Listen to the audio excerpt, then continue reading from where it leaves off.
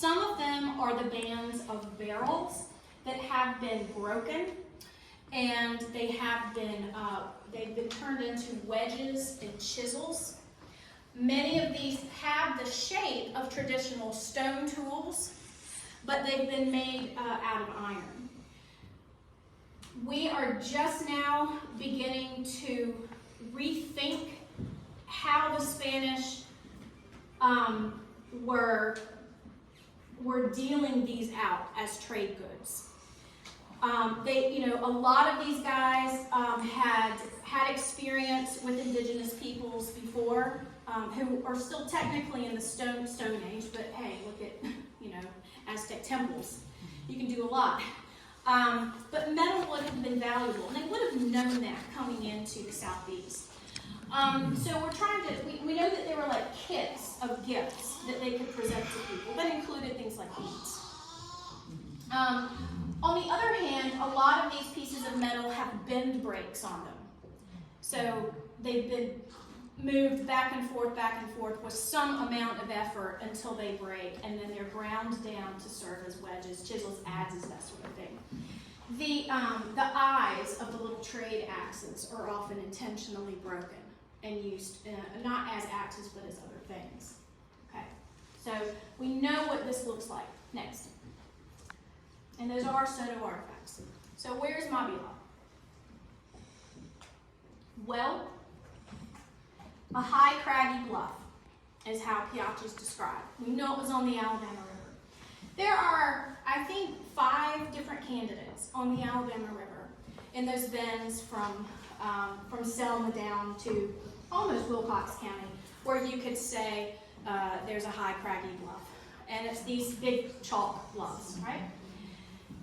No matter, anywhere you put Piachi on this portion of the river, if you move in this direction for 2 days and a morning, traveling at around 12 miles an hour, maybe a little more per day, you end up somewhere in the Black Prairie. Next slide. One of the chronicles describes Maubila as it was a very populous and fertile land, so there were people scattered everywhere. There were some large enclosed towns, so there were a couple of nucleated villages, perhaps with wooden palisades, and a considerable population scattered about over the field. So scattered about, very much like what we saw in Chickasaw, little farmsteads dotting the landscape.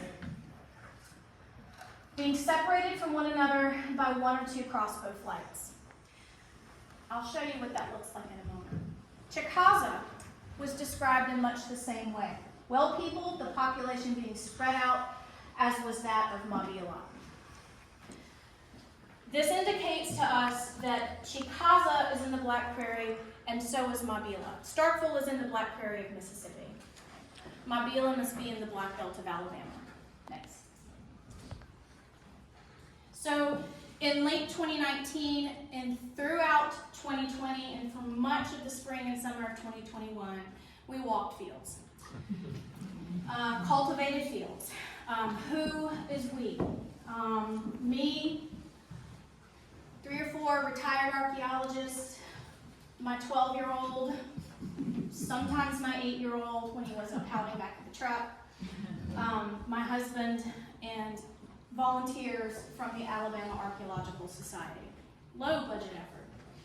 Next slide. And boy did we walk fields, and boy did we find 16th century Indian pottery. We found it on little ridge tops in the Black Belt. Think about this Indian society based on tracing your ancestry through women only. This is a matrilineal society. Southeastern Indians, they know who their daddies are. They're not dumb, but they're a member of only their mother's family, only the mother's side. And this is why you hear the old rumor. I know somebody in here says they've got a Cherokee grandma. Right? You always hear the rumor that way because it's a matrilineal society.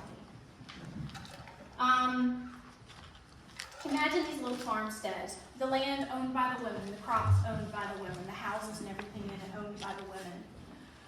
men still, being the boss of everybody. But the women would be within shouting distance, right? Grandmother would be within shouting distance of her daughter, who would be within shouting distance of the next little house.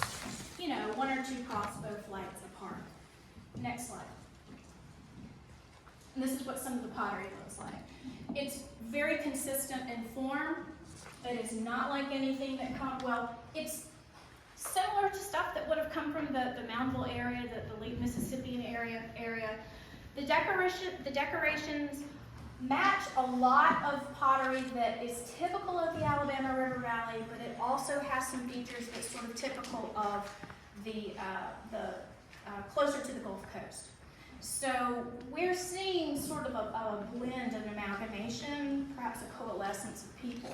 And that kind of made us wonder, are we looking at Soto era or are we looking at post-Soto coalescence? That's important, right? You've got to know, we're looking for October 18th, 1540. We're looking for a day. And so this matters, what it looks like. Next slide. We found a lot of daub. This is what daub looks like at some of these sites. Next. And we have found a lot of 16th century Spanish metal. This is a photo taken of a small iron chisel as it came, basically a few seconds after it came out of the ground. Next. And these are some other objects after they've been curated and preserved. We didn't set out to find this. We were looking for Indian villages. In the 1990s, an archaeologist had done a survey in the area and reported some pottery that looked about, 1500 or so. And Jim Knight, who's now retired from the University of Alabama, said, maybe we should look down there. And so we did, and this is what sort of prompted this survey. We did not go out here to look for Spanish metal. And in 2021, the archaeologist who had helped make the metal discoveries in Chickasaw said, do you mind if I come down and look around? I said, fine. Of the nearly 200 individual farmsteads that we have discovered, we've metal detected only 7 of them. And we have almost 100 pieces of Spanish metal. Next.